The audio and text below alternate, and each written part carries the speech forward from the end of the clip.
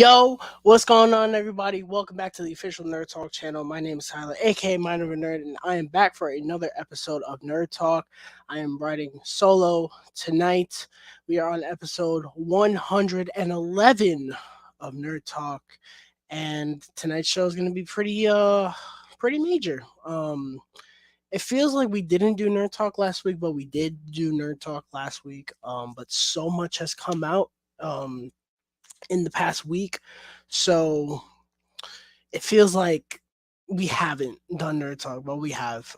There are a lot of topics to talk about, with obviously the main one tonight being the spoiler talk for Kingdom of the Planet of the Apes, which I'm very excited to talk about because, not to go too deep into it, obviously, but I loved that movie. Um, I'm not going to waste too much of your guys' time. We're going to get right into the news and all the trailers. I got a couple of news topics, about three-ish trailers. I'm also going to talk about X-Men 97 briefly because that show was amazing. And I want to talk about it. So, without further ado, let's get into tonight's show. Also, let me know if you guys are in the chat. Let me know if I sound okay. It's always a 50-50 with this stupid headset. Sometimes I sound okay, other times I sound horrible. Without further ado, let's get into it. Starting with my thoughts on the DCU official Superman suit being revealed. So I don't remember if this was last week or the week before. And if it was the week before, then I forgot to put it in our notes to talk about it last week. And I should have. So I'm going to pull it up right here. Share screen. Boom. And there he is. Look at that. Look at that boy. There he is. So we're going to zoom in. Let's zoom in on this boy. So there you see our Superman. And right off the bat, I knew that people were gonna, start making the comparisons. Oh, it looks worse than the DCEU. Oh, it James Gunn ruined my life. It looks like an MCU suit. Oh my gosh.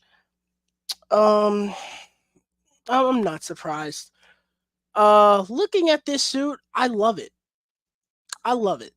I do. I really do. First of all, I think David Corn Sweat. I hope I pronounced his name right. He looks. I love his hair. That's what the curl, the Superman curl.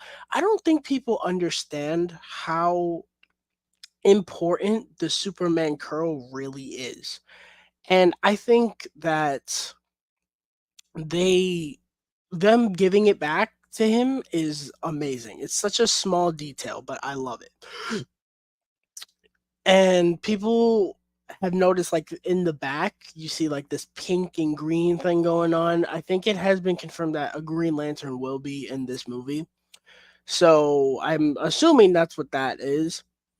And then you have, it looks very much like the New 52. If I had my comics here, I would show you guys. But it looks very much like the New 52. And I love that because I love the New 52 suit.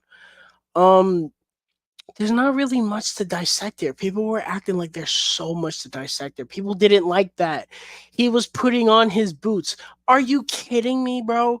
People were literally sitting here saying this picture and this suit is bad because he's putting on his boots. This is the level that we're at. I gosh. I don't understand. I don't get it. I don't get it. I really like the suit a lot.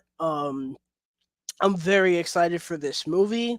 I think that there's a lot riding on this movie for the DCU, and I feel like if this doesn't work, I feel like it is just truly over, and we're just never gonna get anything DC ever again. So here's to pulling for James Gunn, but I love the Superman suit, and I'm excited to see more. I'm excited to see what Lex Luthor's gonna look like. I'm excited to see what Green Lantern's gonna look like. Hawk Girl, I think, is gonna be in this movie. Like very excited to see what all of those characters are gonna look like. So if you guys have seen the suits for James Gunn's Superman releasing next year, let us know down below what you think about it. Do you like the suits? Do you not understand the complaints, or are you one of the people that does not like the suit and is very against the suit? Moving on to the next topic for tonight, we got some MCU Disney Plus show news. Oh man, those lovely MCU Disney Plus shows that everyone loves so much, right? So yesterday there was like this TV event going on for Disney where they talked about some of the shows that are coming out, and they specifically focused on Agatha and Daredevil Born Again. So it was confirmed. Let me find it on my phone here. Let me find it. It was confirmed that the show for Agatha is called indeed Agatha All Along, and we got a nice little logo that I love. It's very reminiscent of Hocus Pocus. Um, and they announced that it will premiere on September 18th on Disney Plus. I think it is going to be 9 episodes. I could be wrong. If it's not nine, it's six. Those are the two magic numbers, it seems, for the Disney Plus shows. And then it was confirmed that Daredevil Born Again will release in March of 2025 and will have 9 episodes. And I'm very excited for Daredevil Born Again because I'm slowly making my way through the Netflix Marvel shows. Right now, I'm on Luke Cage. I've been at Luke Cage for like forever because I um I kind of just like lost interest in it, and then um all of these other shows are coming back. Like one we're gonna talk about in a little while, and I had to catch up on them, and now I'm catching up on another show. And the main thing for me is like, oh well, Daredevil's not coming out till next year, so why am I worried? Let me 1 second. There we go. Okay. So like that's kind of why I stopped watching them, but I watched 2 seasons of Daredevil. I love the first season. That is a perfect season of television. The second season, there were some really good things, and then there were some things that I was just like, "Oh my lord." Um Most of the really good things had to do with the Punisher. I love the Punisher so much. John Berthal was phenomenal. So, uh yeah. I'm excited to watch season 3 though, cuz everyone said that season 3 is like the best season. Uh I'm excited. But as for these shows, the Agatha show, eh, it seems like a really stupid idea to give Agatha her own show. I feel like Agatha's only getting her own show because everyone said how fun of a villain she was in WandaVision, which is true. I mean, that's not true. It's just giving someone her own show based off her popularity is bizarre. That's like giving Zemo his own show because everyone loved the fact that he was dancing in the nightclub in Falcon and Winter Soldier. You know what I'm saying? Um, and when they had announced that the show is not going to be about the Salem witch trials, which is what I would have done, but it's about like it's taking place after WandaVision, and I was just like, okay, I guess it screams filler all over it, and that's not what the MCU needs right now. Um, Daredevil, I'm excited for it because they did that whole creative overhaul for it, and now it seems like it's in the state that it should have been. Um, yeah, I'm very excited for Daredevil Born Again. I think that's going to be very good, and I think it's what the MCU needs right now. Absolutely. So, if you guys have any thoughts on this news that came out about the MCU Disney Plus shows, please let me know down below what you think about it. Are you excited for both of these shows? Are you excited for one of these shows? Are you excited for none of these shows? Are you just completely done with the MCU? I mean, I don't blame you at this point. I'm pulling for Deadpool and Wolverine, but it's a it's been rough for the MCU. It's been rough. Moving on to one of many trailers for tonight. Cobra Kai season 6 trailer thoughts. We are at 6 seasons of Cobra Kai. Unbelievable. I think next year this show turns 10, if I'm not mistaken. It's not if it's not next year, it's this year that it turns 10 years old. Crazy. Um so Cobra Kai, I mean, we all love Cobra Kai. The Nerd Talk crew loves Cobra Kai here. I love seasons 1, 2, and 3. I love all 5 seasons. Truth be told, I love all 5 seasons. Some people said that season 5 was a very weak season. I don't know. The finale was weak, but um everything else I thought was very good. One of the aspects that I was really worried about was Miguel going to find his dad, and that was actually very good the way they did that. So we're getting this new season, and it was announced that they are splitting this season into 3 parts. So the first part I think releases in July. I could be wrong about that. Um, Let me look this up real quick. I forgot what they said. I know it's being released in 3 parts. I know one of the parts comes out next year. Uh,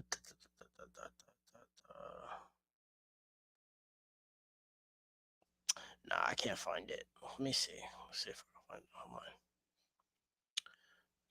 Cobra Kai season 6.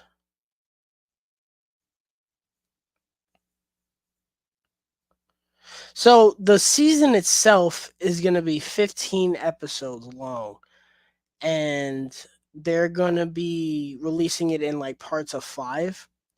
So um the first part releases July 18th, then the second part releases November 28th, and then the third part releases sometime next year. So as for the trailer itself was very good. It was a very good trailer. It's showing us a lot of what's gonna happen. It's look like they're gonna be doing another tournament. Um, it looks like Kreese is gonna be roaming around again. Um, I don't understand how, because of the ending of season 5, and he doesn't die, but he spoiler alert for season 5 of Cobra Kai, he breaks out of prison in the dumbest scene in this entire show. But he breaks out of prison and he's kind of a wanted fugitive. So it's like, um, is he just gonna be going to these tournaments like, a supportive karate person? Like, yeah, Miyagi, Cobra Kai. Like, it's so bizarre. But I just that ending kind of put a crux on this show for me. It's so weird, but everything else with the kids and all that, it looks really cool what they're gonna do, and the whole thing about them releasing it in 3 parts. This is becoming a very ugly trend with TV shows. They started this with Stranger Things season 4 because they wanted to make it this whole epic thing, and it was more epic than they made it seem more epic than it actually was. Season 4 was a good season, but it did not need all the bells and whistles that they threw onto that season. Okay. um then they did this with Invincible just this year, and I think that hurt that show because you had the first part come out and the second part came out, and I feel like nobody really cared about it. I had several people be like, "Oh, wow, the second part of Invincible came out. I didn't even know." And the show was already ending. I'm surprised they haven't announced they're doing that with the boys yet. Um, Now they're doing it with that '90s show on Netflix. I, I I don't get it. I don't understand. Like I understand their mm, financial idea behind it, but it seems like such a fucking stupid idea to do that. You know. And now they're doing it with Cobra Kai, and I think 3 parts is excessive. I don't really know how they're gonna do 15 episodes because this is the biggest season that they're gonna do. I don't know how they're gonna do that. I don't know if it's gonna feel like too much. Personally, what we had thought was that they should end it in a movie, and I think that's what they should have done. Um, they're already doing another Karate Kid movie too. I forgot all about that. Um, Yeah, this is a very weird situation. I honestly don't know if I like it. I guess it's one of those I have to wait until the first 5 come out and see if it's really worth them splitting it into 3 parts across. Like we don't know when part 3 is going to come out. It just said part 3 comes out in 2025. We don't know if that's March of 2025. We don't know if that's July of 2025. They might make it that we wait a whole year and change for the last 5 episodes. It's I don't know. It's a weird situation. I'm curious though. Let me know down below um how you guys feel about them splitting shows up into 2 or 3 parts. I honestly think that idea is stupid. That's just me. I think that's a really stupid idea, especially if it's a streaming service. I think that's a really dumb idea. That's just my 2 cents about it. But as for season 6 looks pretty good. This trailer was very brief, but it was a good trailer, and I'm excited for the season. I'm not excited about the idea of them splitting it into several parts. I just think that's a dumb idea. But if you guys feel differently, let me know. Let me know down below. I'm curious as to how other people feel about this uh concept that they're doing for this season. Moving on to the next trailer, we got House of the Dragon season 2, trailer 2, which released yesterday. So I'm proud to say that I have successfully watched all of Game of Thrones as well as House of the Dragon. I'm officially caught up with all Game of Thrones media, and I am so happy. Brief thoughts on Game of Thrones. I think the show is fantastic. Even the last season, I thought the last season, for the most part, was very good. I even liked the finale. I didn't love the finale, but I liked the finale a lot. And so, um, House of the Dragon intrigued me because it was a prequel and it features none of the characters that we know, only by last names, because you hear Targaryen, Baratheon, Stark, Valerian, all these names and terms, that we know from the original show. And I very much enjoyed House of the Dragon season 1. Other than the time jumps being insanely excessive, I think that the show was very good. The acting across the board is fantastic. I think my favorite character would have to be Viserys. I really liked Viserys a lot. I thought he was a very excellent character.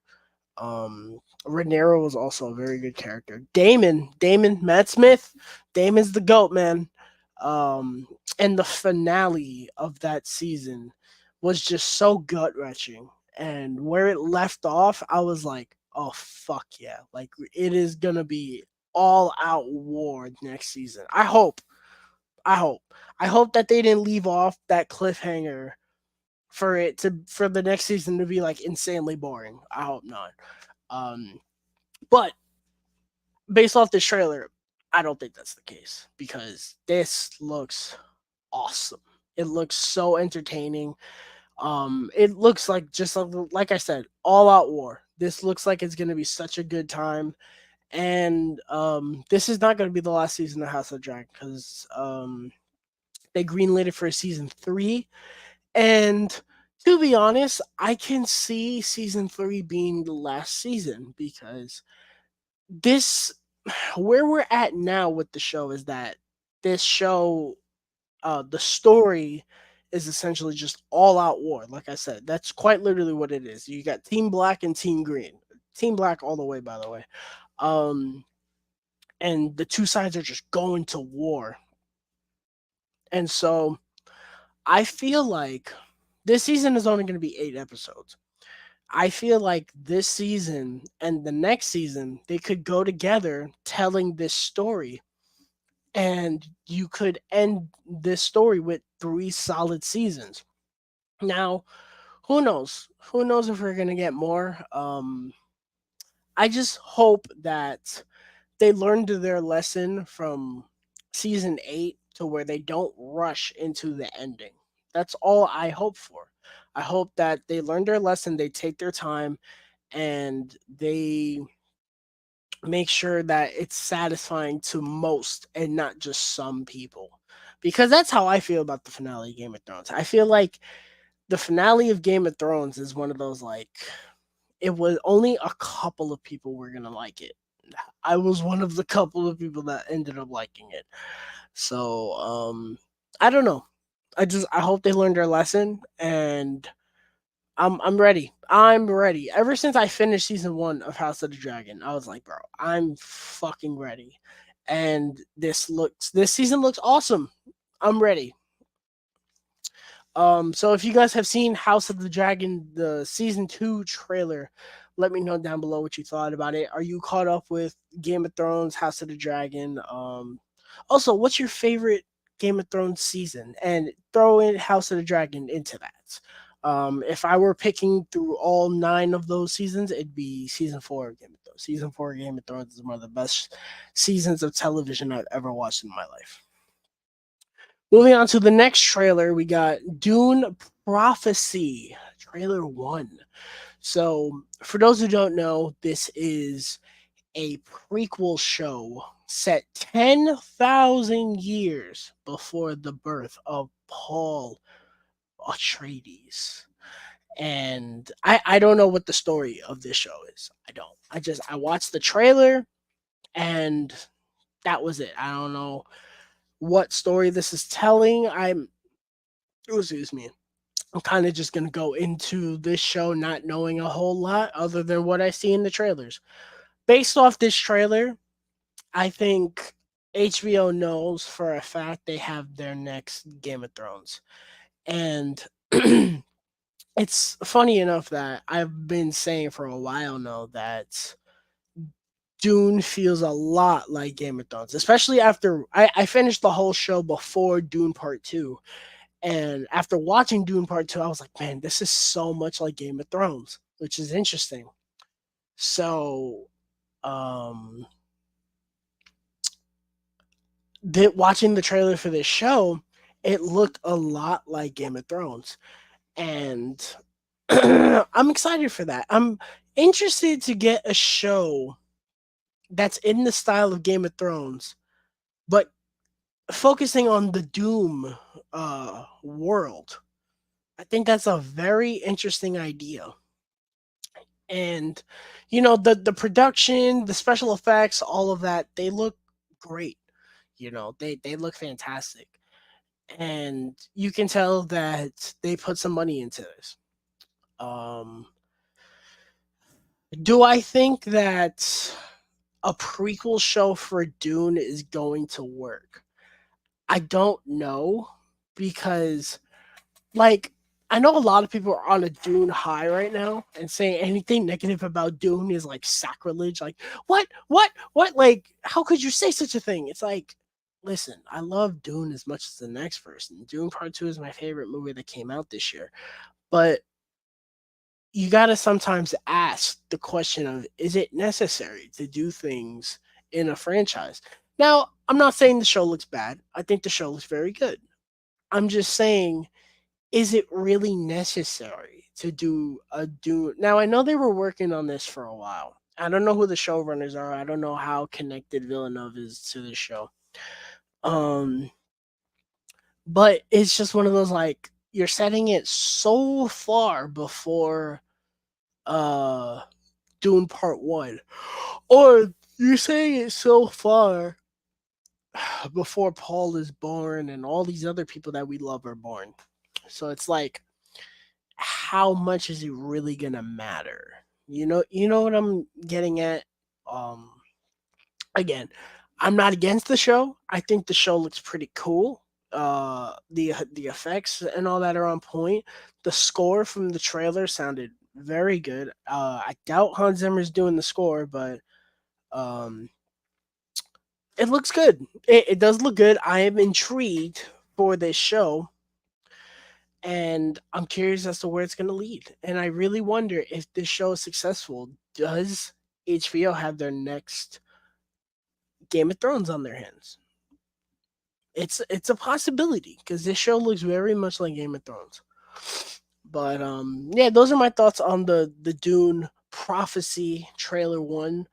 Let me know down below how you guys feel about this trailer. Did this make you interested in this show, or are you kind of feeling like me where you're like, yeah, the show looks okay, but is it really necessary? Um, Moving on, we're going to talk about the Twisters trailer 2 in a second. Just give me 1 second so I can turn on my air.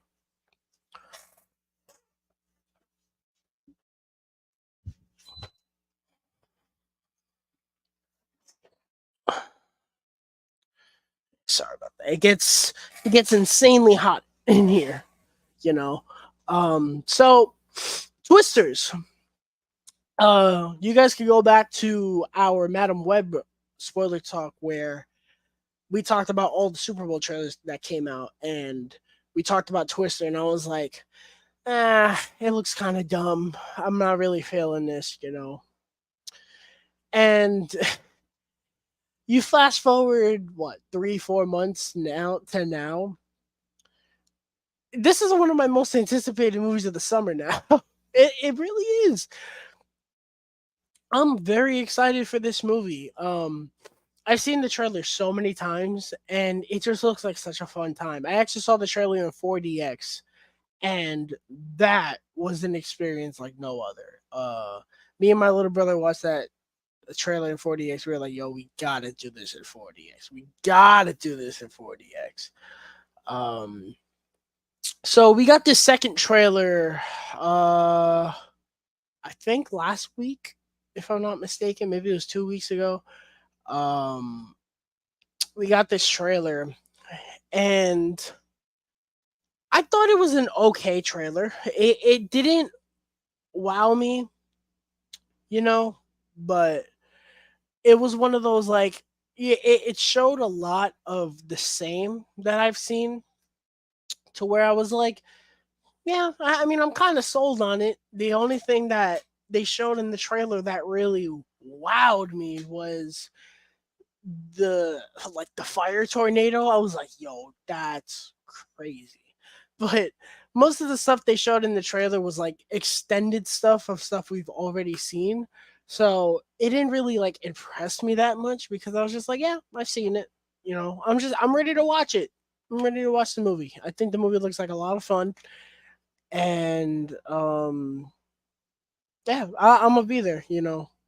I don't think it's gonna be the greatest movie ever, but I do think I kind of feel like this movie's gonna fall in line with the first Jurassic World, to where it's really stupid, but it's like really fun. I actually really like Jurassic World. I think Jurassic World is a very solid entry in that franchise. That's my second favorite Jurassic Park movie.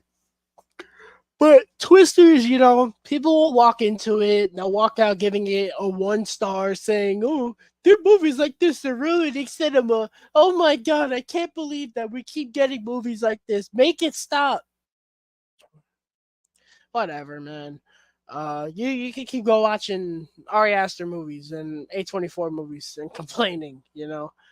Um, I'm gonna be there day one though. I'm excited for this, and if it's not good, it's not good. Who cares? It's fucking Twisters. I'm not gonna be mad if the movie about big tornadoes sucks. It is what it is. But if you guys are excited for Twisters, let me know down below. If you saw this trailer, what did you think about it? And moving on to the second to last topic for the tonight, gonna talk about X-Men 97. So X-Men 97 came to its unfortunate conclusion this morning. Uh Episode 10 released this morning. Um I before this show came out, I don't want to say I didn't care about it, but I was just kind of like I I didn't watch the original, so I don't really want to watch this one. And I waited, and I was telling somebody, I said, "All right, you're gonna watch the first episode, and you tell me if I could watch this show without watching the original show, and I could just jump into it and watch it." And they told me without a doubt, yes, you can jump into this show and watch it, and you won't be too lost watching this show. And I was like, okay. Watched the first two episodes, and I was like, this is kind of like the best thing Marvel has done in a long, long, long, long time. Um, and so I spent the past week or so, I mean, not week, several weeks watching through the show week to week. The 6 days before the new episodes, they would they would hurt, because I'd be like, oh, I'd want to rewatch the old episodes before the new ones came out, and it'd just be like, oh man. And now that we had the conclusion to season one, where I think we're gonna get like 2 or 3 seasons out of this, which I'm very happy about. Seeing how Marvel Studios handled the animated X-Men, it makes me very, very excited. And it made a lot of other people excited too. But it makes me very excited for what the future of the X-Men is going to hold in the MCU, because you're seeing how they treat, Jean and Cyclops, and Jubilee of all people gets like so much shine in this show. Um and it's like, man, is this what the MCU is going to be like? And I hope it is. I hope that they don't put the focus on Wolverine, which is crazy. People were acting like it was sacrilege to not put Wolverine as like the main character in Wolverine and X-Men. And then we get this show, and there's moments where he's like not even there. He's like in the background doing nonsense. And it doesn't really feel weird. It doesn't feel weird at all. This show goes on. It's like, dude, the main characters are Jean, Scott, Magneto, Professor X, and there's nothing wrong with that, especially Cyclops. Cyclops in this show is amazing. And it just proves how dirty the X-Men movies were to some of these characters. And it kind of shows that, like, I love Hugh Jackman in the role of Wolverine. He without question made that show that character as iconic as it is. But I kind of feel like you get the feeling watching this show, you're like, man, they really only made Hugh Jackman front and center, Wolverine front and center, because it was played by Hugh Jackman, and not because he was this amazing character. Like Logan. Logan is amazing. It is. That movie is flawless, one of the best movies ever made in the superhero genre. But in terms of like the team focused X-Men movies, I don't think that was the right decision to make, especially in X-Men 3 of all movies. If you've seen that movie and you see how dirty they do Cyclops, man, um, makes somebody's ass itch, Um, But the thing I really like about this show, the animation is just top notch. It blows. And now, for the record, I love the What If animation. I know a lot of people don't like it. I love it. I think it looks very good and is very cool, especially in season two. Season two, I thought they did some really neat things with the animation. Um, the animation here, though, you just look at it, you're like, oh my god, I miss hand drawn animation so much. I've been saying this so much about the Disney movies that I miss hand drawn animation with the Disney movies. And watching the show, it's like, man, I really miss hand drawn animation because CG animation, you can do cool things with CG animation. Like Moana is one of my favorite animated Disney movies ever because that movie is just mesmerizing to look at, especially the scenes at night when she's on the water. Love those scenes. But hand drawn animation is so special. And it's even more special when you like CGI animators, they do work hard. But that hand drawn animation, it's just, you feel it from the soul. You know what I mean? And this show, every single frame of this show is just animated to perfection. The characters, again, going back to the characters, Cyclops, Jean, Jubilee, Rogue, Gambit. Gambit was awesome in this show. So many standout moments. Um, it made me want to see these characters in live action right now. Um, the colors, I love the colors. The one thing I was thinking about today is like, man, I wonder if we're gonna get a physical release for this show because seeing that on 4K, I don't remember if it was streaming in 4K, but I could only imagine what this would look like on a 4K disc. That iconic X-Men score comes back, and it's amazing. I love the nice little touch of when the Marvel animation logo comes on. They start playing a little beat, the do do do do do do do do do do, and then it goes straight into the intro. Awesome! It got me hyped every time I would watch the new episode. It would get me so hyped. What else? What else? The story is very good. There were some things that they did that at first I was like, I don't know how I feel about that.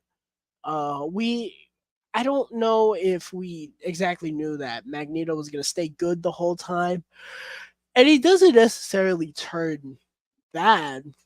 He, he kind of just goes on his own way. And not kind of, you do understand at a point what Magneto's motives are, and you understand why he's doing the things that he's doing to the point where um towards the latter half of the season when something crazy happens, one of the characters was like, listen, I don't know what's going on here, but I understand one thing. Magneto was right. You know, I will say the one aspect of this show that I wish they handled a little bit better was Professor X. Now, for those who don't know, I'm gonna spoil the original show. I'm not gonna try my best not to spoil X-Men '97. I'm going to spoil the ending of the original run of X-Men. So at the end of that show, Professor X dies. And this show starts, and this is in the beginning of X-Men '97, so this isn't really big spoilers, but Magneto inherits the X-Men, and it's like Charles's dying wish to lead the X-Men. And excuse me, how how they handled Professor X in this season, I felt was a little bit rushed. I didn't love what they did with him, but I what they did eventually with him, I thought was cool, but how we got there, I wish was a little bit smoother because we get, I think it was episode 8 or 7. I think it was 7. It's the one where they're in space for pretty much half the episode, if not the whole episode. I didn't love that episode. It was a very weird episode because they kind of just throw you into it and you're like, what is going on?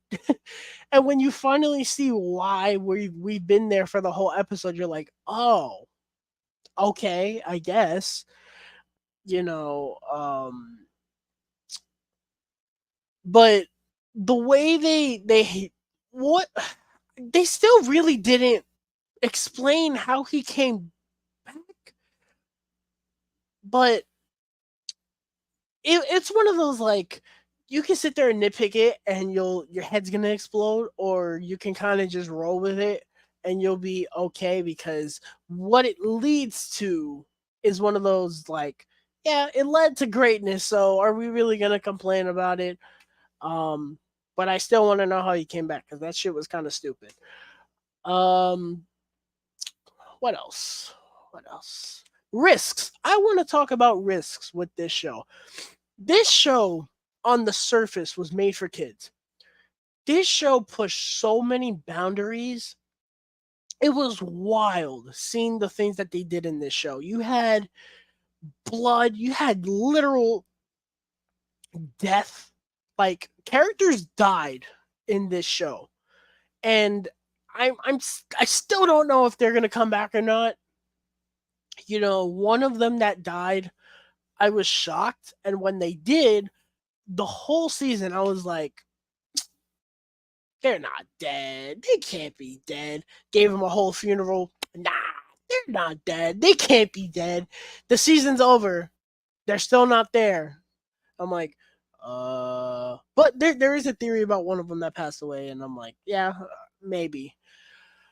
Um, but yeah, I really commend the fact that Disney took the risks and they were like, no, we're gonna push the limit, and we're gonna have these serious moments that kids are gonna be a part of. And I was like, that's so cool.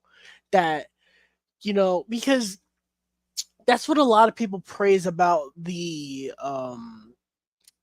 older Disney stuff, things like Aladdin, Lion King, Beauty and the Beast. They have these really dark themes, but they're made for kids in the end. Because back in the day, Disney kind of trusted their audience, kids or adult, to process this and not feel a certain type of way. I wish that's a motion that they would inherit again. Who knows? Maybe Inside Out 2 is going to have things like that, which I'm very excited for. Um, but I love the fact that they really pushed the boundary. It didn't feel safe. And when certain characters died, you're like, oh shit, people can die in this show. And nobody knew who was off the table and who wasn't. It was crazy. Um I think my favorite episode might have been the finale, but the episode where they go to that island. If you know, you know. The red wedding, as I coined it. For those who have seen Game of Thrones and know what the red wedding is, there's an episode like that in X-Men 97 where it's all kumbaya and then people start dropping like flies. It was nuts. It was nuts. um what else? What else did I want to talk about? Trying to think of other things to talk about with this show. um oh, in terms of other nitpicks and negatives, there is um there's a storyline with Jean Grey in the beginning where there's two Jean Greys. The reason I'm kind of spoiling this is because it's not really that big of a deal by the end of the season, other than one thing that comes out of it. um I don't know. I didn't really like that whole thing that they did with her. I thought it was very weird, and it was kind of like, I don't know how I feel about that. And then they try to make it like a love triangle between the two Jean Greys and Cyclops, and I was like, this is kind of stupid. And we already have a love triangle between him and uh Cyclops, Wolverine, and Jean Grey. Why do we need another love triangle? Like, is Jean Grey really the only person that people want in, X-Men? It's like, really? It's like, okay, I guess. Um But that storyline was kind of just like, all right, I guess. Also, there's an episode in this season that I did not care for. It was that episode where Jubilee and Roberto, or Sunspot, as we found out, which was great. Um, there's an episode where Jubilee and Sunspot go to an arcade and they fight Mojo, who I heard is a very annoying villain in the original show. And I can see why, because I did not like him in this show. I found him insanely annoying, and that episode was kind of not great. It was very whatever. The second half of that episode with Storm was pretty cool. But that episode where they're like going through the show, like, and maybe if I watched the original show, maybe I would have gotten some out of it, because I heard it's like very nostalgic for the original show. I don't know, but I was watching that episode. I was like, this is kind of butt, especially with how the I think that was episode 4, and the first 3 episodes were so strong, and to go from like this is peak television to filler nonsense, I was like, uh, okay, sure, whatever. Um, Also, this show has kind of laid the foundation for what they're going to do next, and I love that. So I'm going to mention some things here. This kind of just spoils like 5 seconds of the episodes that they show up in. It's not really, they don't do anything, so me mentioning this, it's kind of just like whatever, like they were there, they showed face, that was it. So there's an episode in this show where Captain America shows up and has a scene with Rogue, I believe. A very good scene. And then there's another episode where things are kind of blowing up and exploding, and we see the 90s Spider Man swinging around. I was like, oh my God.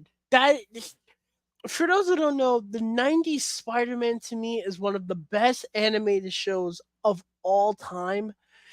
And ever since they announced X-Men 97, I was like, please, please, please do Spider-Man 90, not 90 whatever, 95, 96. Please do a Spider-Man show in the same vein. And the director of this show has been like, well, not the director of this show. The creator of that Spider-Man show has been saying like, "Oh, well, I don't know if we're gonna do it. I'm waiting for the phone call. Feige, please get on the phone. Please, I'm begging you. Please, please, I'm begging you. Make the show happen. Please. That's all I'm asking for. I didn't really care when they announced X-Men 97. If they announce Spider-Man 96 and 95, bro, I will literally cry tears of happiness. Please. I don't know if it's a Sony thing. I don't think so, because um the X-Men show is owned by Fox, and X-Men is on Disney Plus. So is Spider-Man the animated series. I really hope it's not a rights thing with Sony to where they can't do it. Please, Feige. That is all I'm asking of you. But we also see Iron Man. We saw the Hulk briefly. It was because Morph turned into the Hulk, but we saw the Hulk. We saw Doctor Strange. Doctor Strange was in the emergency room doing surgery in full costume. It was kind of crazy. And then we also saw Cloak and Dagger, which was like, I feel like I'm the only one who knows who Cloak and Dagger is, because I watched a couple of episodes of that show. I saw them. I was like, wow, who knows who Cloak and Dagger are. We also, who was the other one we saw? There was somebody else that we saw that I was like, oh, Daredevil. We saw Daredevil, and he had the original suit, the red eyes, the 2Ds on his chest. Awesome. It was awesome. It was so cool seeing Daredevil there. Um, I'm surprised we did not get Ghost Rider.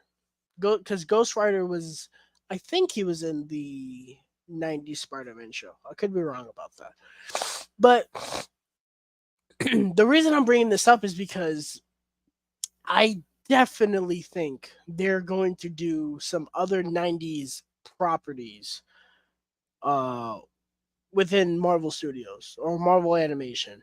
I don't know what that could be.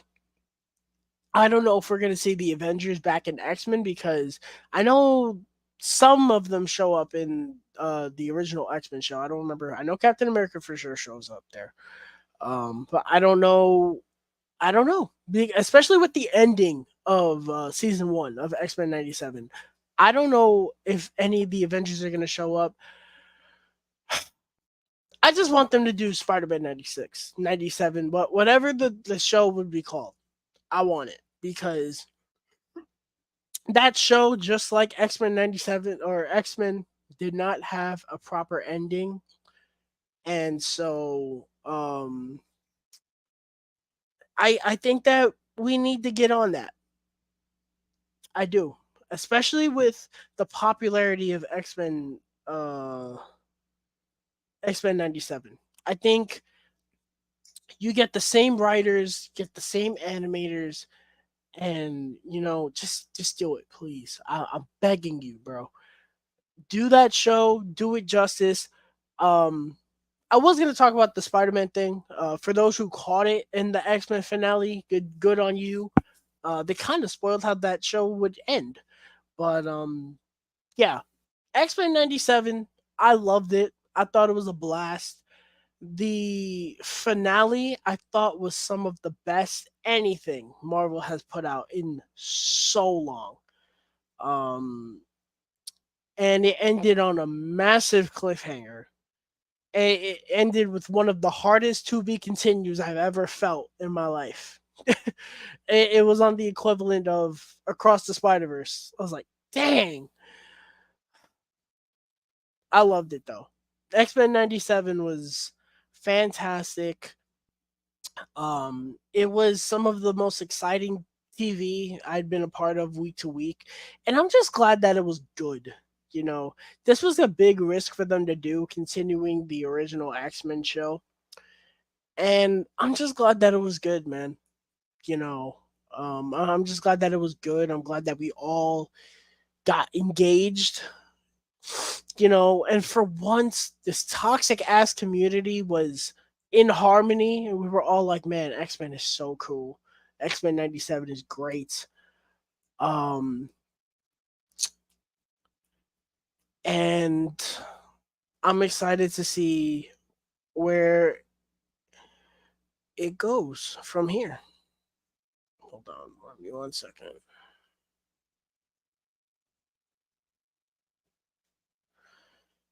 Um, in terms of what I want them to do for next season, just keep the quality up. Keep the quality up. Don't fall down.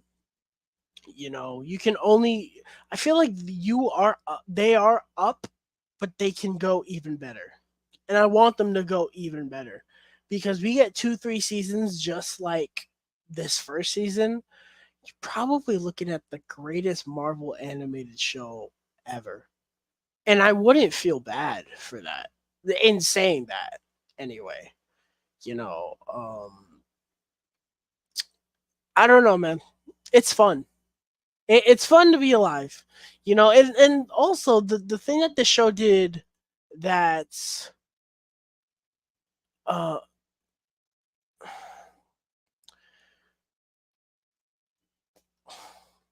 the thing that I'm happy about that this show has done is it's kind of opened a lot of eyes to the MCU fans, including me, because my only knowledge of X-Men was the movies.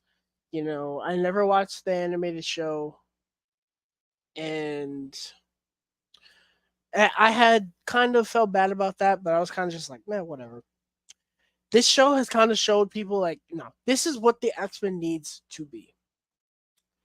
And um this is definitely what the X-Men needs to be. If the live action stuff for X-Men does not reach this quality, I think a lot of people are going to be very annoyed because um it's one of those like and Feige worked on the show. So it's one of those like how do you produce this but then the live action stuff isn't as good or it's not at least impactful. You know what I'm saying? So yeah, those are my thoughts on X-Men 97 altogether. Like I said, I thought the show was amazing. I thought it was fucking amazing and I'm excited to see where we go next. No question. And like I said, I really, really hope that Feige listened to everyone, including me, that loved this show and the things that we said, and he translates that to the MCU and live action. Because if he doesn't, ugh, yikes. But again, those are my thoughts on X-Men 97 Season 1. If you guys have seen X-Men 97 in its entirety, let us know down below how you felt about it. Did you enjoy it? Were you one of us that were along for the ride for 10 weeks? Are you going to binge it? Have you not watched the air? Are you going to binge it? Oh, please do. It's going to be a very quick binge. Um, and if you didn't like it, feel free to tell us why. You know, I didn't hear too many, but if you didn't enjoy it, feel free to tell us why down below.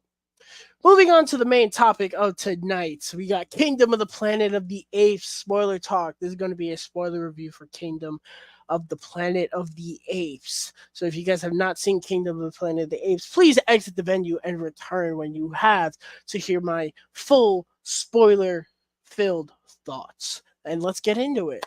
So Kingdom of the Planet of the Apes was directed by Wes Ball. This is the fourth entry in our rebooted Planet of the Apes series, if you will. It's not a trilogy anymore. It's a quadrilogy right now. Um, and it tells the story of the apes, I think, 300 years after War for the Planet of the Apes, if I'm not mistaken. And it's basically showing the effects of how the apes, you know, reacted to the death of Caesar and his teachings and how certain apes interpreted it. And it's showing the state of the world all of those years later. So I walked into this movie very excited. But before I talk about that, I want to talk about like them announcing the movie and all that. So this movie was announced 2 years ago, I believe. And when it was announced, I think a lot of people had the same reaction I did of, oh, really? We're going back to this? Because War for the Planet of the Apes, I very much enjoy I very much enjoy War for the Planet of the Apes. It's not my favorite. Dawn will be Dawn is my favorite. So walking into this, I was like, okay, War is not my favorite, but it is a good ending, you know. So when they were like, nah, we're gonna continue this, I was like, uh, is that necessary? You know, and then they were like, oh, it's gonna be directed by Wes Ball, who did the Maze Runner trilogy. Now, to be fair, I very much enjoy the Maze Runner trilogy. The first one is a banger. Scorch Trials is the best one. I have lived on that hill since the movie came out. I just rewatched them a couple months ago. Scorch Trials is the best one by that much. Scorch Trials is really good. I really like Scorch Trials. Death Cure, eh, it's all right. Way too long. The story was this big and the movie's this big for no reason. Um, but the one thing I can say about all of those movies is that they're directed very well, and I actually think as the movies go on, they get better directed in terms of their action, cinematography. Death Cure is a very good looking movie visually. I think that movie is actually gorgeous. I have the Blu-ray of that movie, and the Blu-ray is very good. Um, so they announced that Wes Ball was directing this, and I kind of viewed it as one of those. Oh, it's Fox's, well, not Fox's, but Disney's like safe route, because they kind of have those to where, oh, this person directed this for Disney, so we're gonna give them this. They kind of did that with Kenneth Branagh. They were like, oh, Kenneth Branagh did Cinderella, so we're gonna give him Artemis Fowl. Yeah, that one worked out big time. There's a couple of those. There's definitely a couple of those scapegoat uh directors in Disney for sure. And that's kind of how I felt when Wes Ball got it. I was like, oh yeah, he directed the Maze Runner trilogy for them, so automatically he's gonna get that gig. You know, I was like, okay. And we hadn't really heard much about this movie for a while. We had just seen concept art, and that was it. And then we finally got the trailer, and we got the teaser. There was like a 5-second teaser that they released where it was the eagle landing on Noah's arm, which is one of the last shots of the movie, ironically. But I saw that, and I saw how good the CGI looks. I was like, oh fuck yeah, we're so back. I was like, we're so back. I don't know why that did that, but I watched the teaser trailer. The trailers for this movie were very good, by the way. uh I saw the teaser trailer, and I remember my reaction watching that trailer. I was watching it, and I almost shed a tear watching it, because I was just like, we're so back. We're so back. It had all the right emotions. The effects looked so good, and it just looked like a very good movie, and it looked like a movie that had so much effort put into it. I was like, man, this is gonna be so good. And then we found out, not to, it's not one of those, and then we found out, no, then we found out that the story was taking place like 300 years after War for the Planet of the Apes. I didn't know how to feel about that, because we had seen Rocka in the trailer, and I was like, oh, okay, he's a descent of Maurice. And then we saw what Noah looked like. I was like, oh, he's clearly a descent of Caesar. And then we found out, yeah, the movie's like 300 years after War for the Planet of the Apes. So it's like, uh, okay, I guess, if you say so. And then we got the second trailer. I loved that trailer. Trailer was so good. And we come to last week. I went to the IMAX event for Kingdom of the Planet of the Apes.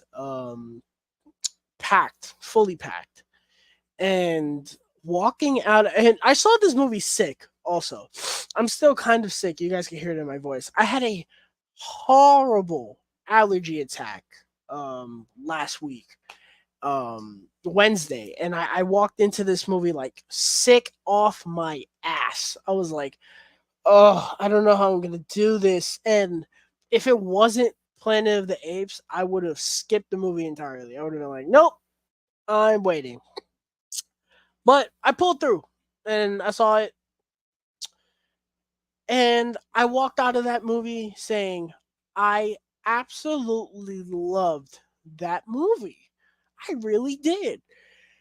And I was just so happy. I remember walking out of it just being like, man, we're so back. Like, it felt so good to watch a good, amazing Planet of the Apes movie again. And I was curious as to how I would feel walking out of it a second time, because I took my little brother to see it because he wanted to see it. I took him Sunday afternoon, and I walked out of it, and I was like, I love it. I do. And this might be a hot take. This may not. I'm still not entirely sure on how I feel about it. I believe this is the best of the reboot series. I do. And I'm not just saying that, recency, but I saw the movie twice. I'd see it again if I really could. But I saw the movie twice to reassure my feelings. It's kind of like right there with Dawn. I know for a fact I like it more than Rise and War. But I don't know. I don't know. We're gonna get into it with the man I'm bringing on today as backup. What the hell is that? Hey. Mike, What's good? formerly known as Movies and Trains. Yo. I was riding solo tonight, and I know I think Luke is seeing this movie right now as we Right now, speak. yep. As we speak. And I was like, "Damn, who else is free?" I was like, "I know, Mike is free. Let me bother him, and I know he's seen it, and I know he feels about the same way I do. Hell So yeah. I'll bring him in. What's going on, brother? How are you? Nothing much, man. How about you? None. I'm good. That's good. Excited to talk about this movie in Hell yeah. details. Um, but yeah, I was just talking about how I saw this movie twice, and I kind of think it might be the best one for me. Damn, Anyway, okay. I don't know. I don't know. It's this and Dawn. They're right here. But let me know your thoughts on this movie. How did you feel about this movie? How do you feel about the other uh of the trilogy? And how did you feel about them rebooting this again? Okay, so initially with the trilogy, I went in knowing a little bit about them just because it had been like a couple of years of hearing about them and whatnot. And then I was hearing people online for the longest time say like these are like the biggest surprises of the movies I've ever seen. And I was like, okay, I'll check them out. Um, I think I watched them over like a span of 2 years or something like that, just for like no particular reason. I'm not really sure why exactly I took such a long break between movies, but um, yeah. So Rise, I saw shit. I think I was when I was like seventh grade or something like that, and then Dawn and War, I think, was when I was in like eighth grade.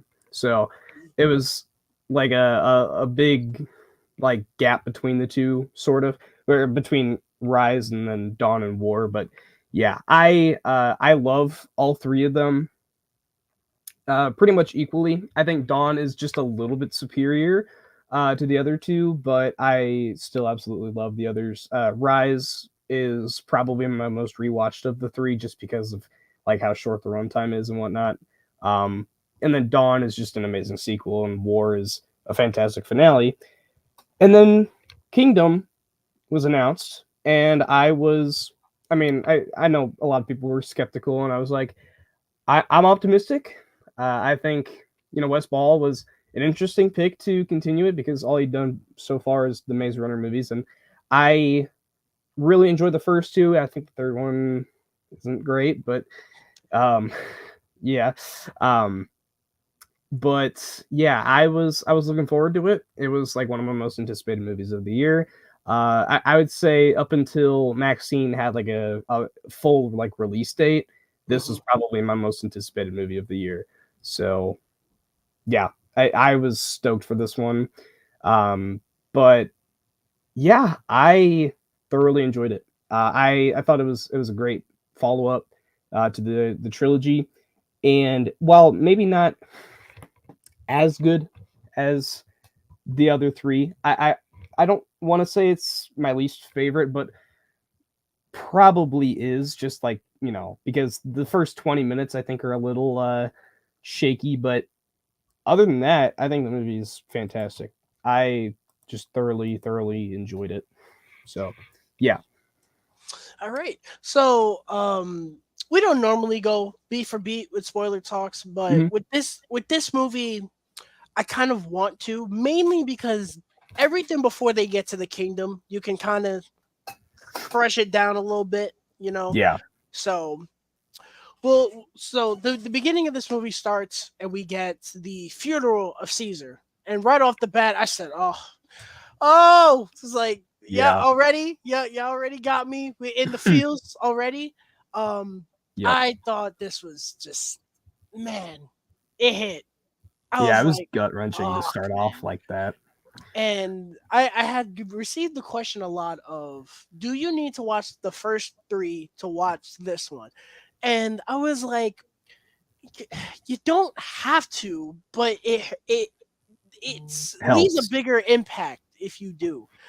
And the main reason I say that is because of the way this movie starts. If you don't Yeah. watch the other three and you watch this movie and you watch the opening scene, you're like, oh, a monkey died. Okay.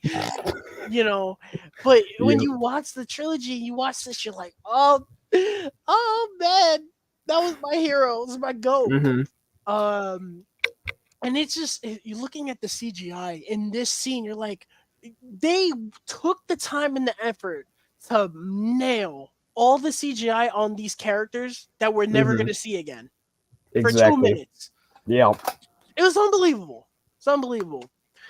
So after the title card comes on, we get the flash forward. This movie takes place 300 years after War for the Planet of the Apes. Yeah, and it doesn't necessarily like in the movie have like that time jump. It just says many generations later or something like Yeah. that. But yeah, it's rumored like 300 years or something like that We is know the it's a jump. long while. I Yeah, I don't I won't love the like 300 years is fine, but one of my little nitpicks with this movie is that it kind of feels like it's only been about 50-ish, because yeah, the ideas of human governments and satellites and space and all that are still prominent. I feel yeah. like if it was 300 years later, it's like, would these ideas still be, you know, relevant?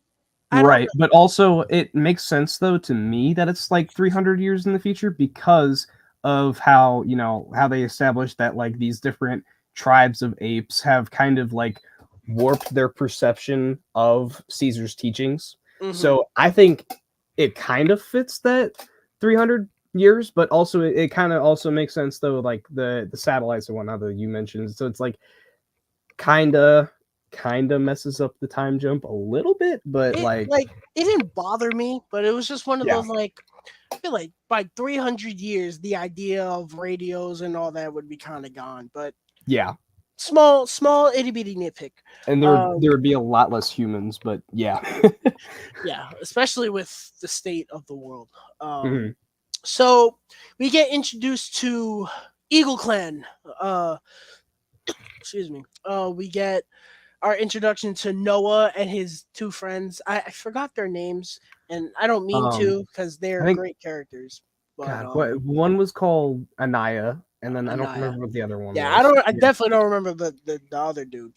Yeah. But I really liked their relationship. I wish there was more of that, but what we get of it, I really liked. And they're attempting to make the climb, as they call it, to get these eagles, birds, the eggs, because they have to take ownership of an eagle because that's their clan, It's and the culture, yeah. they kind of bond with the eagles. And I thought that was interesting. I thought that was a nice little touch to the apes. It's kind of like if they needed to send messages, they would send the eagles, kind of like in Game Yeah. of Thrones they send the ravens. Mhm. um I thought that was interesting, especially with how the movie ends. That was very interesting. Mhm.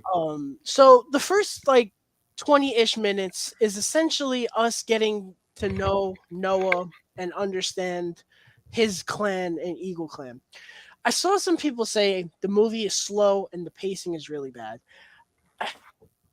This is Not one at of the all. I always say that I can appreciate slow pacing if the payoff is worth it. Kind of like Joker. Joker is a very slow movie, but Mhm. the payoff is very worth it. Also, Mhm. Dune is another one that's like that. Yeah. Well, I mean, Um, especially because there's 2 whole freaking yeah, parts of the movie, but yeah, 5 and hours long. so Shit. with this movie, the movie is slow.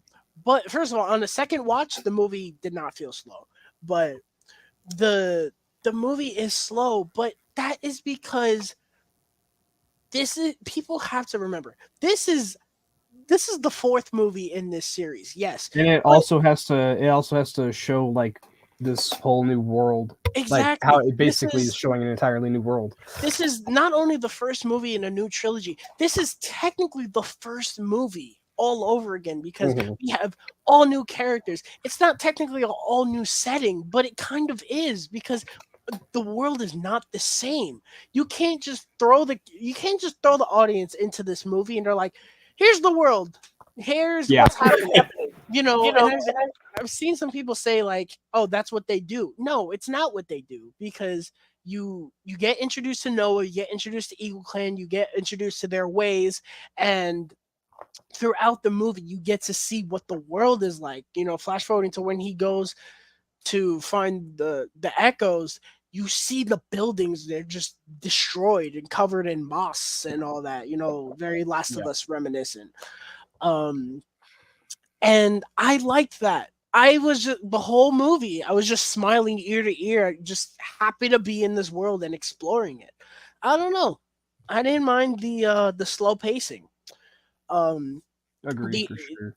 the other thing that people have harped on with this movie is the character of Noah. And of course, because everyone got Character. Caesar up here, and it's like obviously Caesar is not Caesar can't be touched. Obviously, it's like when we got the Force Awakens and Rey was our new main character. Obviously, she's not going to touch Luke Skywalker, no matter how much Disney wanted her to. Mhm. She's not going to touch Luke Skywalker. I think that Noah is one of those characters that it takes a while to get used to him, but I think by the end his arc is fully complete. His um what am I trying to say? Him becoming an amazing character is not reached until the end of the movie. And I'm fine with that. Because that's his whole arc. He's kind of Mhm. a I don't want to say he's a wimp, but he's kind of a wimp in the beginning of the movie, and he's not familiar with the world either. The other side of the world anyway. He's only known his clan. Yeah. So he's seeing all of this for the first time. But by the end, when he does what he does, that is him coming into his own. And I was like, fuck yeah. That is, you know, that he's the guy. Like, he's got it, bro. I'm so excited to see where they take that character in the next two or Yeah. five, as we've heard. Um, but we get introduced to Noah. I liked his intro. He goes to see his mom, then he goes to see his dad. You kind of see the hierarchy of the clan. Um, Flash forwarding, uh, his egg gets destroyed because May is in the clan stealing stuff, and she crushes the egg. And he's like, "No, I gotta get another one because they're not gonna forgive me." So he goes to find another one, and we get the other clan of the apes. They're hunting down some of the Eagle Clan, and they figure out where the Eagle Clan is at. And they go to the Eagle Clan and they burn it down. And in the process, they kill Noah's father. Thought that was good stuff. That was a Mhm. very, very exciting way to open the movie. That's kind of the kickoff point for the movie for me. Yes, the first 20 minutes is slow, but again, I was fine with it. It's the introduction to this new world. You're not Mhm. gonna have this fast pacing like that. I don't know Yeah. why everyone really expected that. Because War for the Planet of the Apes is not a fast moving movie. That movie's slow as hell. Mhm. You know, Yep. even Dawn at points is slow. You know, Yeah. um, So Noah sets out to find where his clan was taken, and we're on our way. He meets up with Raka, the MVP of this movie. The I goat. I loved Raka in this movie. Uh, this was territory of being annoying, and I think they nailed it very well. Mhm. I like his character because he's the way the movie puts it is that he's the only person who acknowledges Caesar's ways at all. You know, he Yeah. knows the books, he knows the ways that Caesar acted, and he sees the way the world has changed for the worse. And he's like, man, I wish I could, you know, do something, but I kind of Right. can't. I'm just an orangutan hanging out like a Yep. hippie, you know. Um, and he agrees to help Noah, and they come across May when they're sitting around a campfire, and they agree to kind of take her in. And now this is when I'm going to talk about May in full detail, because I have seen everyone bash this character entirely. It's like, oh, she was horrible. Mm. She ruins the movie. Her role in the movie is awful. She's a good character. I saw the movie twice. I don't understand what you people are on about. I love this character. I think this character is interesting. I do. And Yep. some people might say, oh, well, she was kind of dull before the second half of the movie. That's because she was low key undercover, bro. She didn't talk the entire time for a reason. She was kind of undercover. She was Yeah. kind of trying to portray the fact that she was a cave woman or an animal. So that's why she didn't speak and interact with Noah or Raka. Like, I kind of understood that, especially on the second watch. I was like, oh yeah. And then when she meets a human in the second half, that's when she's acting normal. Hmm. I don't. And then flashing forward to the end, there were people that were upset that she blew up the little vault or whatever. I don't understand why. She wanted it that the apes did not get what was in the vault, Hmm. which makes sense. If Proximus and all those apes had those guns, who knows who they were gonna kill? Forget humans; they Yeah. would have been like, "Oh, these apes are useless. So I'm gonna kill them and put them on a barbecue." Yeah. Another ape holocaust. Yeah. You know, I who knows what they would have done. You know, obviously she didn't do it for that purpose, but I don't really understand people saying, "Oh man, the decision she made was stupid." Even I saw it the second time, and the people behind me were like, "Oh my god, I can't believe she did that." It's like, oh my god, Yeah. whatever. So, we get some comic relief from Raka, and I think he was very funny. The first time that May talks, his reaction was great. I loved that. Especially when Noah tells him, "Oh yeah, she spoke," and he was like, "What do you mean she spoke? What did she say?" It was very funny. We also got a scene that happens before that where it was kind of ripped straight out of the original, to where they were capturing the people with the nets and all that. I was like, Yeah. wow, that's like shot for shot from the original. That's kind of Hmm. cool, you know. Flash I thought forwarding.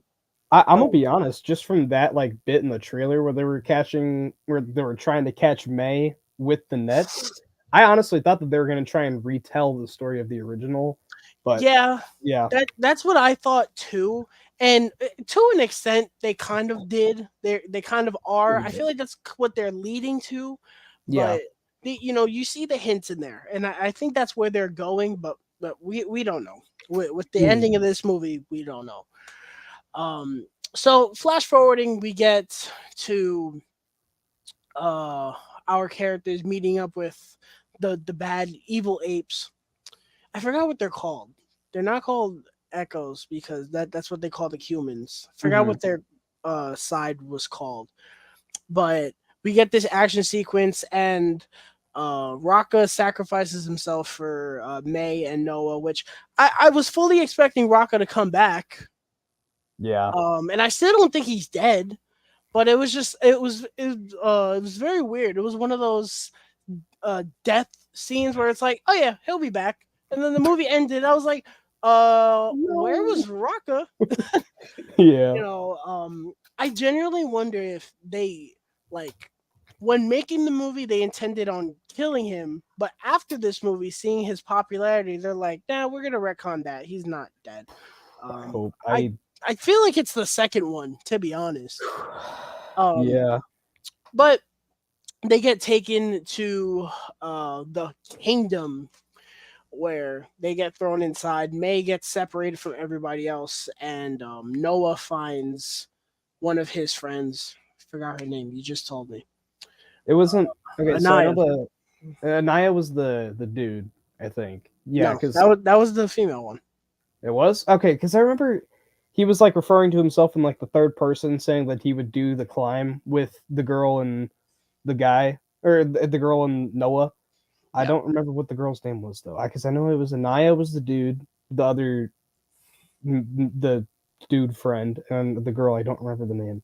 All right. Well, we'll just call them Yeah, the male and the female. yeah, That'll be the easiest way that to go. works. So That Noah finds the female, and they have a nice moment, and then we get the goat himself coming out, Proximus Caesar.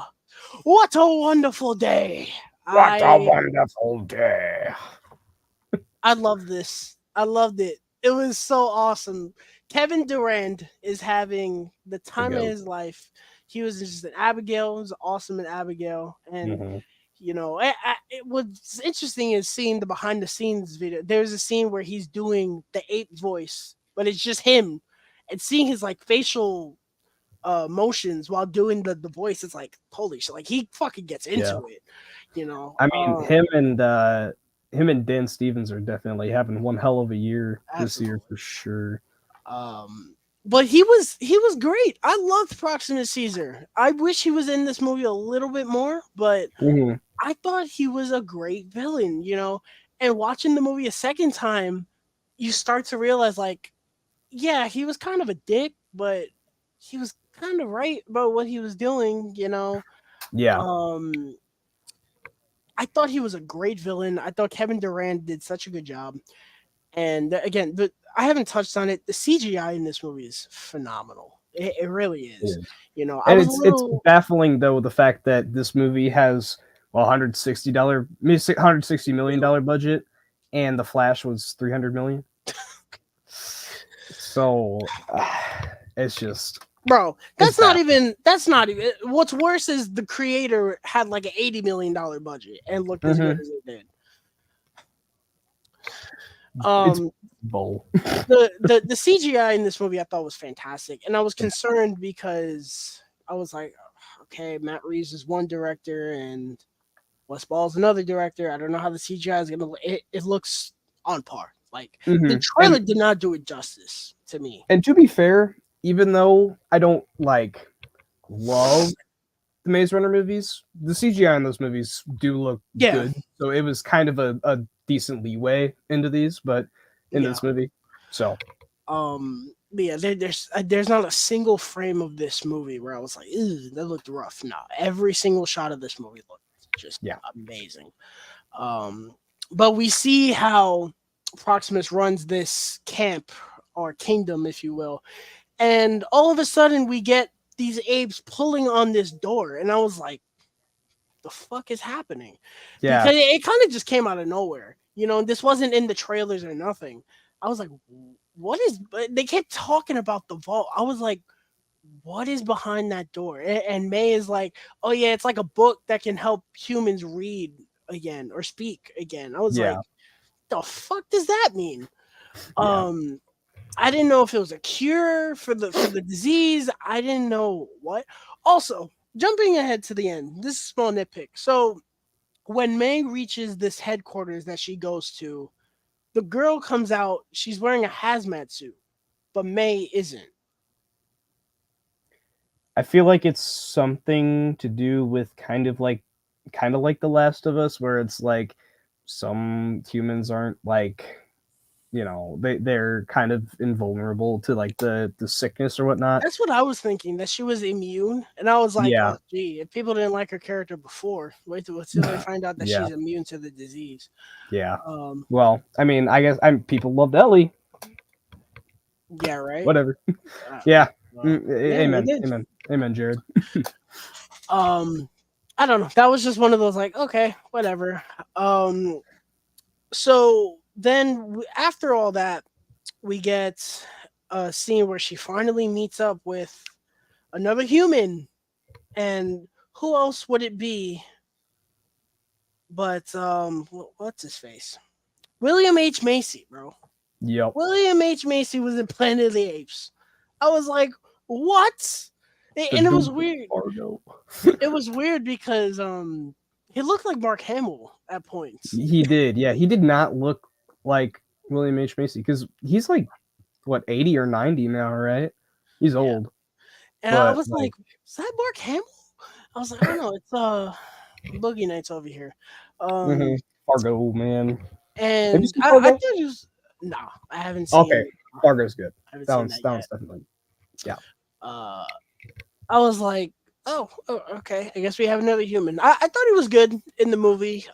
He I feel like he was in it just enough. I feel like if he was in it more, it would have gotten to the point of like, "Ugh, I'm over this dude. Get him away from me, you Hmm. know. But he's in this camp, and he's kind of he's kind of one of those people where it's like just keep your mouth shut and do what they do. You know, we have a shelter, we have water and food. Like just shut up and just let it rock.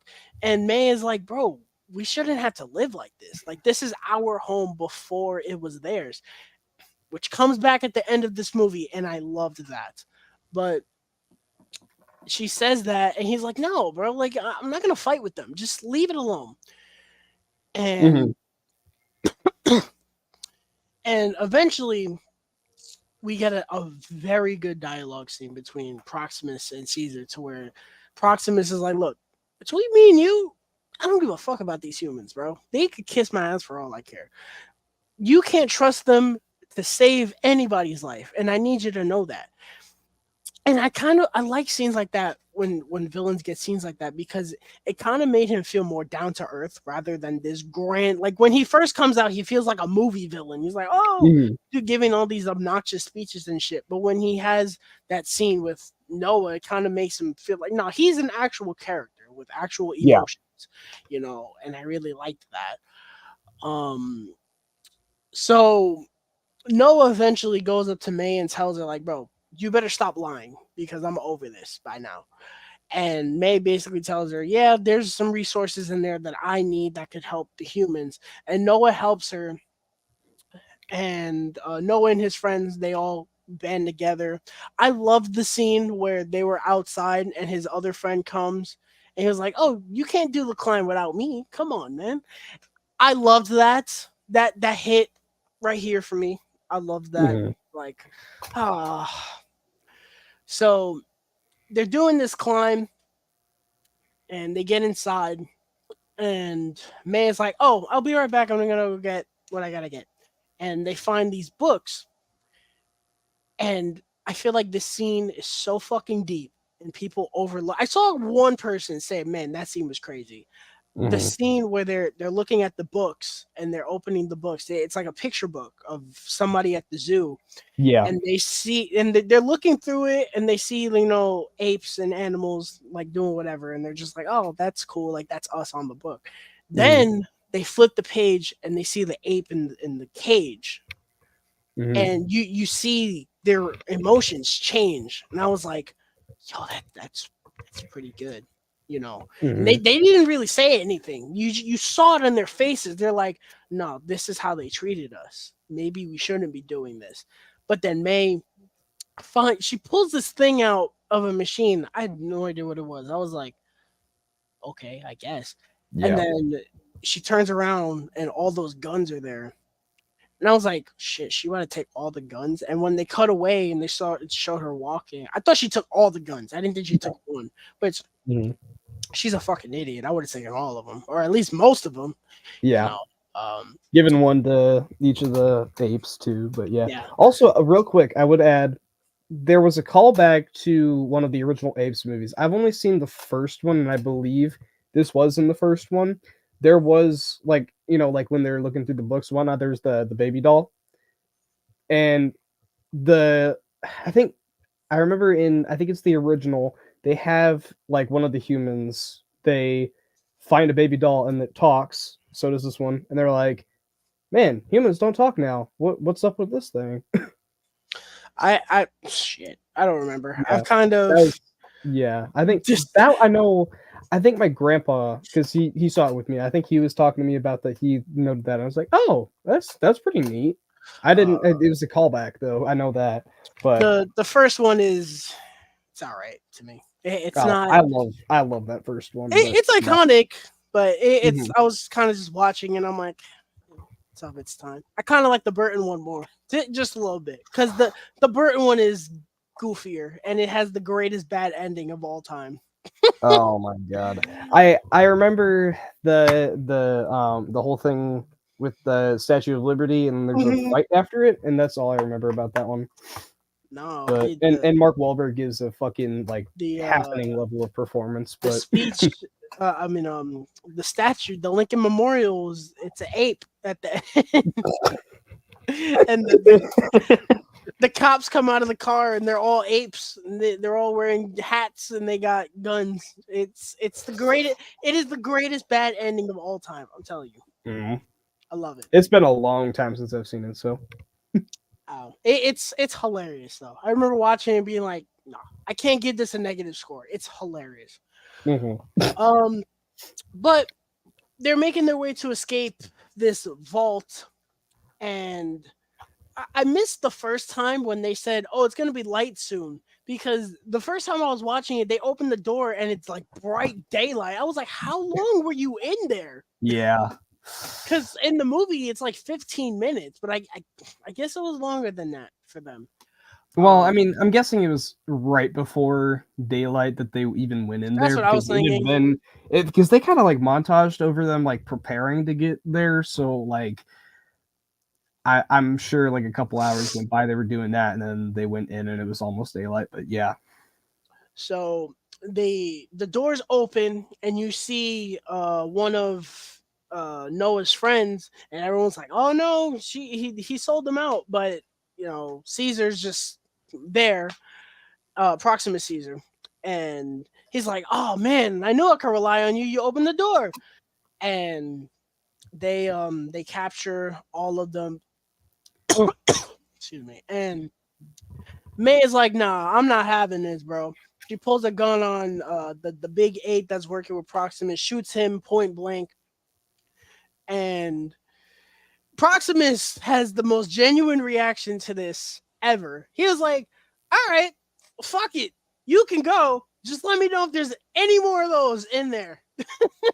And he points to the gun. I was like, "That is hilarious," because he was like, "Listen, bro, I ain't got no beef with you. Just tell me where they're at. I will let Yeah. you go." And then May is like, "No, you guys can't have it." And she blows the explosives that they set, and it blows a hole in the dam, and the water comes in and wipes out all the apes. And I think I kind of understand why people were annoyed, because this tsunami, if you will, does kill a lot of the apes that were there.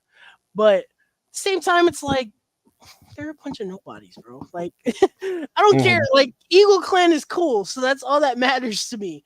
Yeah. Um, so they run inside the vault to get up to the top to get out safely, and we get this great third act action sequence where they're like climbing through the scaffolding and all that. It reminded me very much of The Way of Water.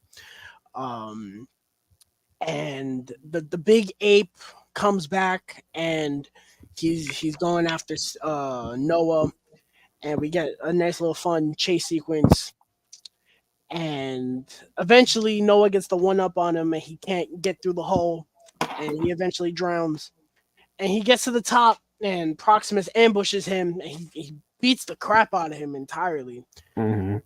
And we get the payoff to earlier in the movie where Raka asks Noah, "Oh, do you know songs? Like, I want to hear a song." And Noah says, "Oh, my dad used to sing the I don't. song, And he says I don't sing. Yeah. the song of the ego. I don't sing." And Raka says, "Oh man, I would have very much liked to hear a song." I love Raka. Yeah. I texted Rocking the the group goat. chat. I was like, I need because we get the hilarious line where he's telling May, "Oh, I can't believe you only use two of your feet for walking and not Yeah. all your four," and he's like giving all these positives to having all four like limbs for walking. I was like, I need a 40-minute Rocka training video on how to survive in the wild. Yeah, I would love. I was like actually tempted to start walking on all fours after that. Right? I need that. Kind of like how Captain America was in Homecoming, where he Yeah, so you got detention. yeah. um so uh Noah, he starts making these noises, and I was like, oh fuck yeah, oh fuck, Hmm. because I Yeah, knew what was coming, man. yeah. Me and my grandpa were just both like chuckling because we were like, "Yep, this was coming." It was, and this is the moment where I was like, Noah, he's got it, bro. This is the man that's gonna lead this trilogy to amazing heights. They Yeah. he starts singing the Eagle song, and the whole clan behind him starts singing the Eagle song, and the Eagles start swarming him, and the Eagle lands on his arm, and they mess up Proximus, and he throws the Eagle at him, and he takes him off the cliff.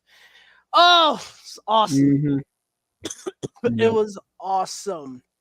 That was such a cool way to take out Proximus Caesar. Um, Now, I don't know if we're gonna get another villain in the next one. I don't know, because this was the interesting thing, seeing different clans of apes. I was like, how many apes? How many ape clans are there? Are there How more? many were killed by the kingdom? But Yeah, I was like, how many different ape clans are there? Was it only Eagle Clan and then this clan, or are there other ones that do possibly worse things in the Mhm. name of Caesar? I don't know, but You got to imagine. yeah. So May walks away. She goes off, and everyone goes back to Eagle Clan, and they're all chilling out. And May comes back to the clan, and my heart was kind of racing during this scene. I'm not gonna lie, because they showed the gun behind her back. I said, please don't do what I think you're gonna do. Please just don't don't kill him in this dirty ass way. Please don't. Mhm. Thankfully, that did not happen. I like that he gives her the necklace, saying like, this is important. We need to remember the ways of Caesar. And this dialogue scene, I told so many people this was my favorite part of the movie, because when it happened, I was like, yo, those are interesting questions. Um May asks Noah's like, what, you guys aren't gonna give up, like you guys don't stop. And Noah's like, nah, bro, we're not gonna stop until we're in peace, until we have what's ours. And May says, it was ours before it was yours. And I was Mhm. like, That's some good tension. she's not wrong about Mhm. that. You see, and that's why I liked her character, because I was like, listen, you can hate her all you like. Do you hate her because she's right? Or do Like, you just hate her because she's a woman? maybe, I don't know. Um, but I was just like, yo, that's a good point. And so May rides off, and Noah rides off back to the telescope that he found earlier in the movie. And we see May pull up to this base, to where she gives them the thing that she found in the vault. They plug it in, and I still don't know what it actually did. I guess it just activated a satellite or something. Yeah. Yeah, I'm pretty So sure. it activates a satellite, and they send out a distress call, and someone from Indianapolis responds, and they're like, "Oh, we're all out here! Oh my god!" Okay. Funny thing about that, Mhm. the place this said was Fort Wayne, Indiana. I live an hour north of that. I was like, That's funny. damn. Okay, they're getting local. um, when they uh turned on the satellites, and you saw the satellites turning, for some reason my head went to like, yeah, there's people in space and they're gonna crash land. I don't know why my mind went there. I was like, oh yeah, they're talking to space, they're not talking to somewhere else. But I Mhm. guess they're talking to Indiana. And they're like, oh, it feels so good to hear somebody's voices. And you see Noah looking up at the stars, and we get shots of them looking at the sky, and it's kind of showing like this is going to be the conflict of this trilogy, you know. Mhm. Humans versus apes. and the movie ends. And some people might say like, oh, why are we going back to this? Because it feels like war kind of left off to where it's like it's only apes. But then this movie, it's kind of just like, nah, we're back to humans and apes. Guys, this is totally different now. You guys don't Yeah. understand. We're not living in a world where humans have all these resources. They have next to nothing. Well, Yep. that we know of anyway. There's a reason that May was so desperate to get into that vault. Because she literally says it. She's like, when the government went to hell, everything that we had left, they put it in that vault. And now that vault is gone. Mm-hmm. So we don't know what they have. And mind you, they were not just guns in there. There were tanks and missiles and planes. I saw the tanks in there. I was like, God Yeah. damn. I was like, you better Yeah. destroy that shit. Yeah. Don't let Proximus get that. Yikes. But yeah, I'm very excited to see where we go with the ending of this movie. And I think that making May a character that we follow throughout the movie, and then at the end it's kind of one of the like pick your battles, pick your sides. I think that's an Mm-hmm. interesting idea, especially going into the next movie. It's like, who are we going to side with? Even though we're probably going to side with the apes somehow. But I want them to keep pushing that idea that it makes the audience think, shit, maybe she's right, you know. But yeah, those are pretty much all the thoughts I have. Did you want to mention something I forgot? Okay, one thing I would like to say is that like they directly say, and this actually like boosted my score a lot because I love when movies do this. When Noah's talking to May at the end, he basically like literally outright says Proximus was right. I was like, yeah, yeah, you just won me over like entirely right there.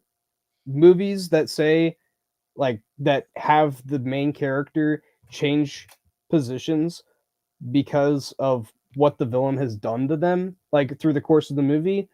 That's amazing writing. I love when they do that, and they did it perfectly in this movie. I was like, "Yep, this just like bumped up my score just a hair." But yeah, that was a great little scene, and I that's really about it that I wanted to add. You basically hit every other box there. Yeah. Like I said, I saw the movie twice. I loved it both times. I still don't know how I feel on whether or not it's the best one. But I'm not the only one that said it was the best one. I saw a couple people say it was the best one, and I'm glad I'm not alone in that. But even if you don't agree it's the best one, you know, I've seen people say that the movie's bad. I can't relate, bro. Yeah, I think no, that not at all. even if you don't agree that the movie is the best of the quadrilogy now, I I still think the movie is very good on its own merit. Hmm. And I think that's all that matters. Yeah. So if you guys have seen Kingdom of the Planet of the Apes, let us know down below how you felt about it. Did you love it? Did you not like it? And if you didn't like it, please tell me why respectfully. Also, where does this rank in your ranking of the Kingdom of the Planet of the Apes franchise? You can rank the 4 reboot, or you can, shit, if you've seen them all, rank them all. Rank all 10 or 11 of these things. Be bold. Why Hmm. not? Moving on to our final topic of the night, it is the physical media updates. I have a couple things to show. Mike, have you gotten any physical media lately that you'd like to? I have a couple games, a couple movies. You want to go first, or Oh, do you want me to go? you can go Alrighty. first.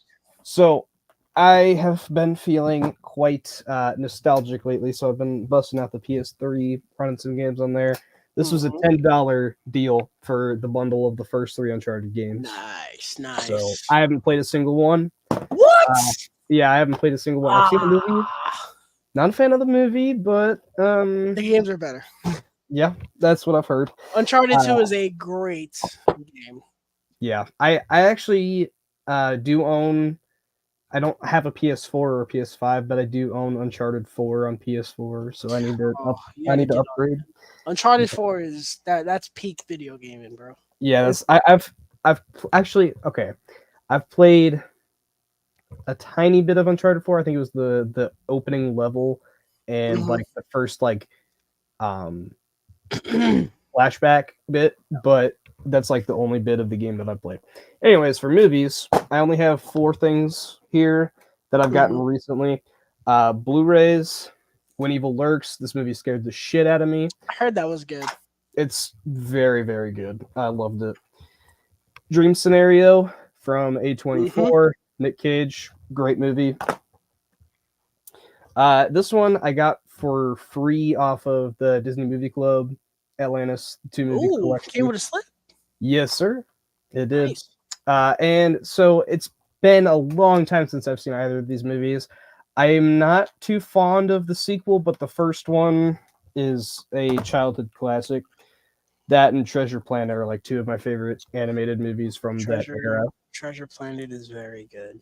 I like Banger. Planet. Yeah. Only 4K. Scream Factory of Bubba Hotep. What a Nice. goofy fucking movie, but I love it. Isn't that Bruce Campbell plays Elvis killing Hmm. zombies or something, right? Elvis. Okay, so it's Bruce Campbell plays Elvis, but Mhm. he's transferred his soul to an Elvis impersonator, and then he's in a nursing home, and he's chilling out with this dude that was John F. Kennedy, who transferred his soul to another dude, and then there's a mummy that Oh comes God, in there's and does more. the same thing that he transferred his soul into someone else's body, so he has to kill the dude who's the mummy. And it's fucking nuts, but I love it. Wow. Okay. It's on That Prime. Check it out. what? Wow. Yeah, That's I'm racing. yeah. I got a couple things here. First thing I got is Scooby Doo. Yeah, Scooby Doo on Zombie Island and Scooby Doo Return to Zombie Island. I was very excited when Warner Brothers announced this was finally getting a Blu-ray. This is one of the Blu-rays that people asked for a long while, and of course, people had to bitch because they put the sequel in there, bro. Just be happy you got the one, bro. Yeah, There freaking Barbarian still doesn't have a physical. Stop your bitching. exactly. I Um, kind of wish they'd done Zombie Island and Witch's Ghost, but regardless, I don't care. It's still Zombie Island. I It's the bought best. the remake and the original of West Side Story because we're gonna be doing a OVR on this movie for Hispanic Heritage Month in September. Very excited for that. I've seen bits and pieces of this in high school when I was reading the play. I enjoyed it. The Mhm. remake I did not enjoy. I found it insanely overhyped. Okay. Great filmmaking. Spielberg directed the hell out of that movie, but I found it very boring. Ansel Um, Elgort, great actor. He's done some weird shit though. So I I got two of the newest Disney steelbooks. I got Moon Knight, the 4K steelbook. This is really the only one I wanted. I absolutely love this show. This steelbook is amazing. I'm And then indifferent on the show, but glad you yeah, like it. Falcon and the Winter Soldier. I like this show a lot.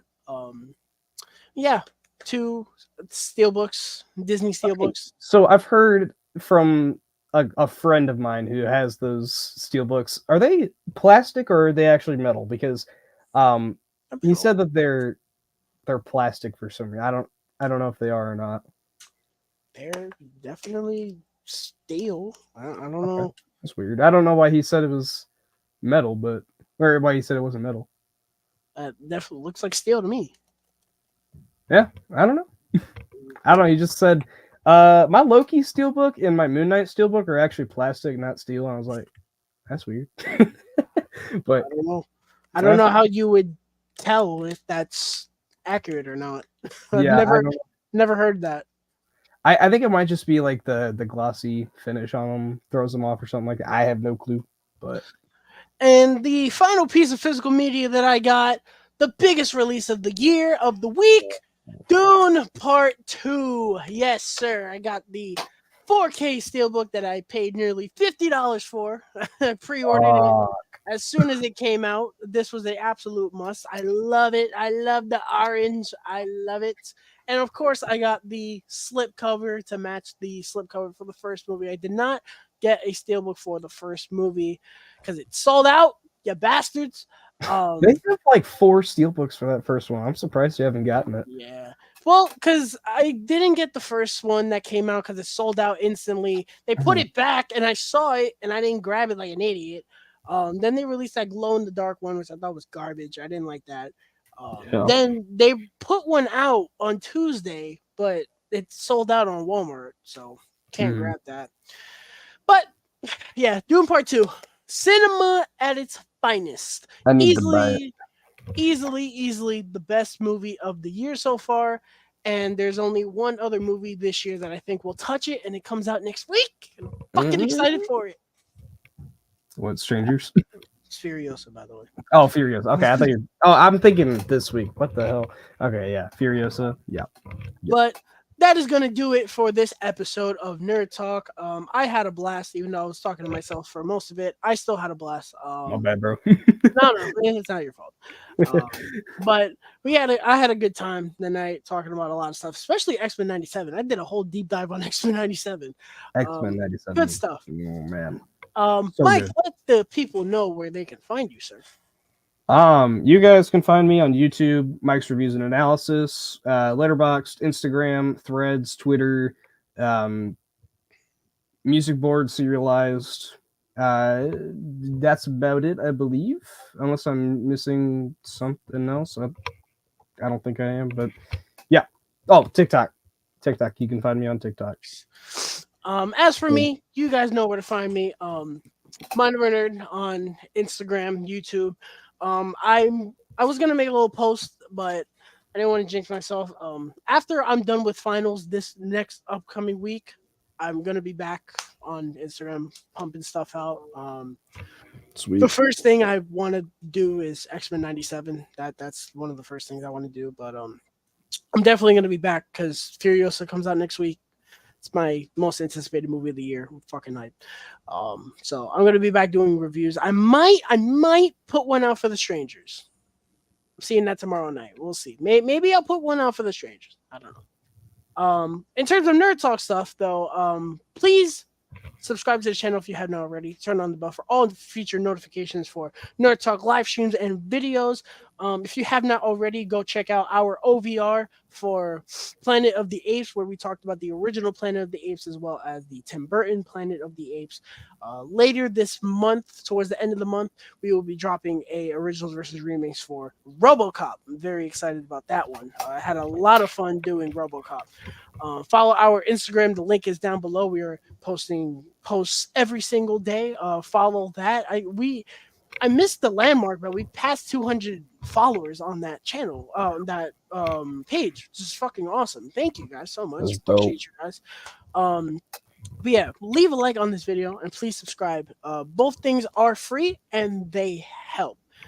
Next week we will be back in these chairs doing a live watch along for Mad Max Fury Road, Oh which my god, I'm I doing that next am week too. very, very excited. Everyone's doing a Fury Road watch along because we are celebrating the release of Furiosa, and I'm fucking beyond the word excited for that. I can't wait. So if you guys are excited for that, come back, sit down with us, and take on the road to Valhalla with the Nerd Talk crew.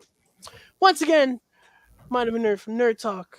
We will see you next week. Everyone, have a good night, man. Peace.